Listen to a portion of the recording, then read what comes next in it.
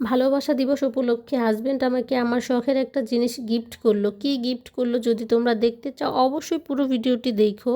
14 এবং 15 তারিখ 2 দিনের ভিডিও একসাথে শেয়ার করব আজকে। সো হ্যালো এভরিওয়ান, আসসালামু আলাইকুম। This is lima and welcome to lima আপু। কেমন আছো সবাই? আশা করছি সবাই ভালো আছো। এই ভিডিওটি ছিল 14 ফেব্রুয়ারি ভিডিও। আমি ঘুম থেকে ওঠার পরে হাজব্যান্ড বলতেছে রেডি হও, বাহিরে যাব, একটু দরকার আছে।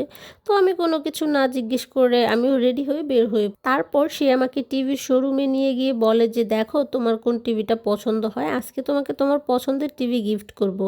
এই কথা শুনে তো আমি পুরাই সারপ্রাইজ। তারপর দেখতেছিলাম কোনটা ভালো লাগে। এই শোরুমটাতে আমাদের পছন্দ মতো হচ্ছিল না, পরে চলে আসি সিঙ্গার শোরুমে। এখানে এসেও দেখতেছিলাম কোনটা ভালো লাগে।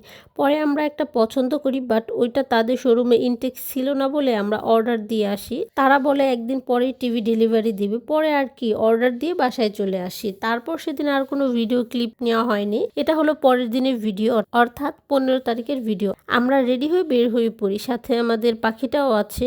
তার হচ্ছে ডক্টরের চেক আপ ডেট ছিল। বাচ্চা অসুস্থ থাকলে কি যে কষ্ট লাগে এটা এখন মা হওয়ার পর টের পাচ্ছি। মা এক সময় বলতো যেদিন মা হওয়া সেদিন বুঝবা সন্তান অসুস্থ থাকলে মায়ের মন কেমন করে। এখন কথাগুলো ভালোভাবেই বুঝি। সবাই আমার বাবুর জন্য দোয়া করো, আল্লাহ যেন ওরে অনেক অনেক ভালো রাখে।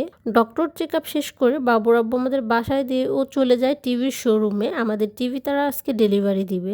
তো শোরুমে টিভিটা চেক করে নিতেছিল, দেখতেছিল সব ঠিকঠাক আছে কিনা। তারপর বাসায় এনে সব কিছু সেট আপ করে নিচ্ছিল। টিভির থেকে আমার রুমটাই ছোট হয়ে গেছে। এক টিভিতে আমার পুরো রুমটাই ভরে গেছে। আসলে আমাদের রুমটা অনেক বেশি ছোট। আল্লাহ চাইলে হয়তো বা এই ছোটো রুমটাতে বেশি দিন থাকবো না। তো টিভি সেট আপ শেষে আমি আমার পছন্দের সিরিজটা দেখতেছিলাম। এই সিরিজটা কে কে দেখো, আর আমার অনেক পছন্দের এই সিরিজটা। যাই হোক, আজকের ভিডিওটা তোমাদের কেমন লাগলো অবশ্যই কমেন্টে জানাও। এখানে ভিডিওটা শেষ দিচ্ছি। সবাই ভালো থেকো, সুস্থ থেকো, আল্লাহ হাফিজ।